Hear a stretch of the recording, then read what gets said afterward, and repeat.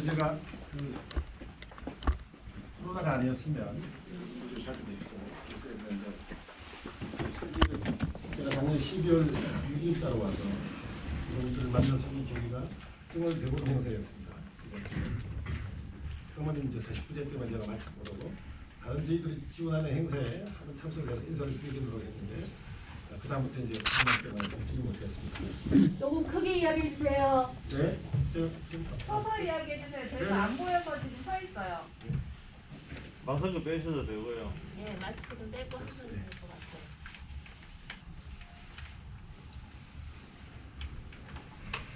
같아요. 제가 와서 제일 큰 문제는 2단계 청약 사업을 빨리 완수하는 것이 저희 회사와 제가 맡은 역할입니다. 그래서 업무 파악을 하고 진행을 하는데 제일 큰 문제는 이제는 다 말씀드릴 수 있지만 현재의 조건으로서 두 가지가 문제였습니다. 하나는 청약자들께 약속했던 일정이 사실은 좀 불가능한 일정이 있었습니다. 지금 와서 죄송하다는 말씀 드리고 또 하나는 지금의 건설 시공사 공사비와 금융비용 그리고 분양 대행 수수료 비용 그리고 또 하나 기타 비용을 했을 때 이 사업이 중간에 가다가 불가능하다는 그런 결론이 났었습니다. 그래서 이제 그걸 해결하기 위해서 두 가지를 했습니다. 하나는 청약자분들이 당첨을 12월 9일 당첨이 되셨어요. 그리고 저희가 12월 9일자 동시에 사업계획 승인을 신청을 합니다. 보통 그게 한 6개월 정도 걸리고요. 원래 일정은. 그리고 나면은 그동안 준비했던 시공사와 도급 계약을 맺고 그리고 또 금융 PF 계약도 하고 그리고 이제 모델하우스를 짓고 한 2달 정도 걸리거든요. 그리고 이제 한 8일 정도의 분양 계약을 그런 게 보통 일상적인 일정입니다. 1단계 여러분들이 잘 이해하시겠지만 저희 사업이 제일 힘든 게 PF입니다. 왜냐하면 외국에 계신 분들이라서 조금 대출 보증이라든지 이런 금융 자체가 힘들기 때문에 청약 자체가 쉽지가 않습니다. 그래서 저희 사업이 제일 큰 목표는 저희들을 빨리 확보를 해서 이분들이 안착하실 수 있도록 하기 위해서 청약 모집을 우선했습니다. 그러다 보니까 그 이후에 외적인 조건이 좀 변화가 됩니다. 말씀드린 것처럼 일정이 좀 정확하지 못했다. 그리고 사업 자체의 비용이 굉장히 고비용이라서 그런 상태에서 이제 분양가도 이제 이렇게 정해져 있고 그래서 그 이후에 이제 외부적 변동이 생깁니다. 하나는 이 사업을 분양가를 여러분들한테 제공하기 위해서 낮춰놨던 것이 외부적 변동이 뭐냐면 토지대 2단계 사업 토지대 80%를 후보를 하기로 했는데 감사원 지적사항에서 경제청에서 그렇게 하지 못한다. 그래서 직접 사가야 된다. 그래서 새로운 금융치가 비용이 150억이 발생했어요. 그리고 코로나 사태 이후에 저희와 PF를 맺었던 하나은행 쪽에서 조건이 달라졌습니다. 그래서 원래 약속했던 2,500억의 PF 금융을 2,000억밖에 못하겠다고 조건을 제시를 해서 그런 상태면 우리는 절대 사업을 못한다. 이렇게 됐기 때문에 다시 PF 금융사를 5군데를 재공모를 해서 그중에 가장 적합한 곳을 뽑는데 한 2달 정도 걸렸습니다.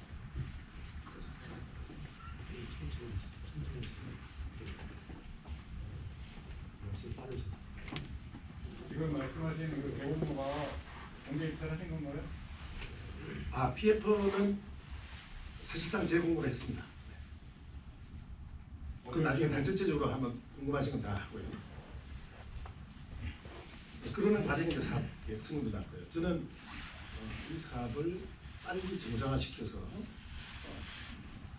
그게 최대 목표죠. 그리고 약속했던 것을 빨리 지키고 그러다 보니까 이제 시간이 늦었고 그 와중에 왜 이렇게 고비용이 나왔을까 하다 보니까 저희들 비용 중에 공사비가 굉장히 과하다라는 객관적 결론이 나왔습니다. 그래서 그 부분을 다시 조사하는데 한 1개월, 그 다 동시에 했습니다. 1개월 정도 걸렸고요. 그 이후에 이제 본격적인 PF도 마무리되고 2달 후에 이제 6월 정도가 되면 대부분 다 마무리가 됩니다. 공사비 새로운 산정, 그리고 PF도 새롭게 산정, 그리고 사업계획 승인도 3월 30일 나왔고요. 이렇게 됐고 이제 그래서 원래 약속했던 것보다 좀 늦었지만 이제 진행되겠구나. 그런데 최종적으로 저희들이 두 번에 걸친 그 사업 가당성 분석을 했는데 현재는 이것도 힘들다라고 결론이 나서 당장 급하게 할 수 있는 게 분양대행 수수료는 줄일 수가 없습니다. 이게 뭐 물론 아시겠지만 국내보다 20배 이상 비쌉니다.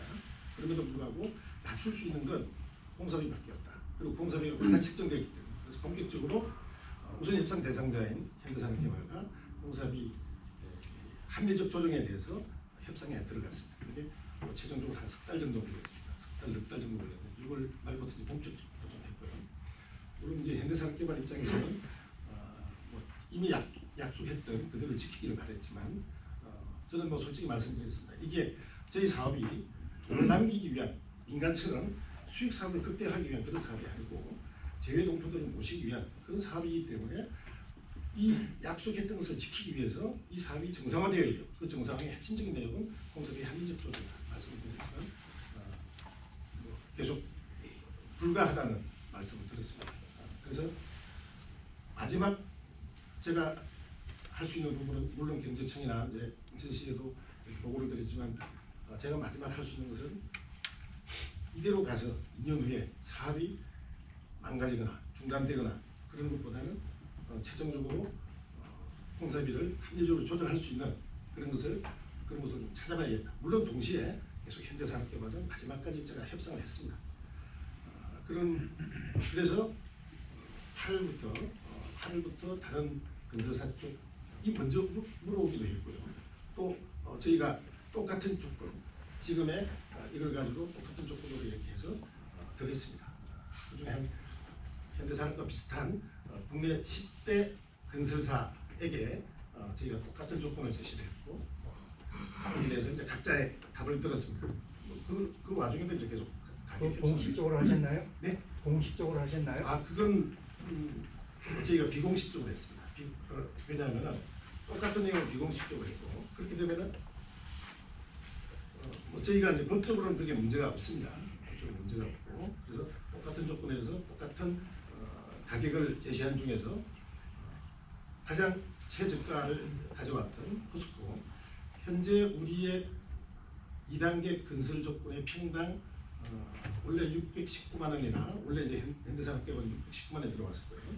그리고 다시 가격 조정을 했다가 그 품질이 문제가 있다 감리를 했을 때 문제가 있다 다시 복원시킨 게 현대산업개발은 한 평당 600만 원 정도 됩니다. 아무튼 그런 똑같은 품질에 대해서 다른 건설사들이 제시한 가격이 가장 낮았던 포스코 건설이 529만 원이었습니다. 그래서 작게는 360억, 많게는 540억 정도의 공사비 단가에 저희가 하락을 가져오고 그것이 사업 수지 개선에 지대한 영향을 미치고 이것 때문에 또다시 금리 조정을 좀 할 겁니다. 이렇게 돼 있고 그런 과정에서 했고요. 이걸 새로운 건설사를 찾게 되는 과정을 이제 비공개로 했던 이유는 첫 번째는 이걸 또 재공모로 하게 되면 그렇지 않으면 사업이 늦어지는데 이걸 또 왜 하느냐 이렇기 때문에 사실상 불가능합니다. 그렇기 때문에 아예 지금 이 가격에 현대산업개발과 우리가 사업을 하지 못하고 그냥 가서 사업이 할 것이냐 그렇지 않으면 이걸 새로운 건설사를 찾아서 그 가격을 합리적 조정을 할 것이냐 이렇게 해서 고민을 하게 됐고요. 마지막까지 사실은 고민을 했습니다. 저는 제가 짧게 해주세요. 네, 저희가 질문할 게 너무 많은데 네네, 너무 이제 길게 마무리하겠습니다. 안 나갔으면 좋겠습니다. 그렇게 해서 이제 제가 최종 결정을 했고 뒤로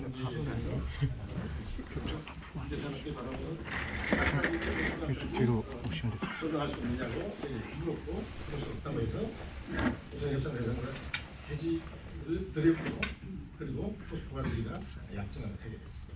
포스코가 언제 가격을 বিচা렸어요? 언제 제시했어요? 좀 더 전체적으로 한번 아니 말씀. 잠깐만 얘기해주세요. 근래예요? 예전에요? 8월 그럼 며칠 8개월간 뭐 하신 거예요? 8개월간 기출이 생긴 거에 대해서 어떻게 책임지실 거예요? 그건 두 가지를 말씀드리겠습니다. 하나는 사업계획 승인을 위해서 필요한 사업계획 승인이 왜 분양 추첨 전에 안 들어갔나요? 저희한테 분명 11월까지 승인이 난다고 했는데 왜 12월 9일날 들어갔나요? 그거 그게- 자체가 사기 분양이잖아요. 지난번에 한번 맨 처음에 네. 말씀 주셨죠. 네. 여기에 대해서 이 부분만 말씀드리겠습니다. 그때 말씀 주셔가지고 지금 와서 말씀드리지만 저도 놀랐습니다. 왜냐하면 그게 그전 사건보다는 해고를 한 결정적인 이유. 아니 그럼 왜 그 전 사장을 고소를 안 하시나요? 맞아요. 하나하나 말씀드리겠습니다. 직무유기입니다. 대표님 직무유기예요. 가족이에요? 네? 아니 따로 치는 거예요? 지금 뭐 하는 거예요? 손님이에요? 뭐예요? 잘못된 걸 아셨으면 빨리 고소를 하셨어야지. 지금은 일단 사업을 정상화하는 게 이제 중요하니까 그건 저희들은 나중에 천천히 하겠습니다. 지난번에 오셔가지고 이게 당신 사기 아니고 저는 그런 거 원하죠. 그래서 당시에 사업본부장 불러서 이게 어떻게 된 거냐. 그 전에 사업본부장은 그 사업계획 승인을 늦게 신청한 걸 알고 제가 물었어요. 야, 이 사업계획 승인을 늦게 하면서 왜 분양을 그렇게 한다고 했어? 그러니까 그 친구 하는 말이 전 사업본부장이 청약자들 신경 안 쓰셔도 됩니다. 그래? 원래 한국에도 그렇지 않습니까?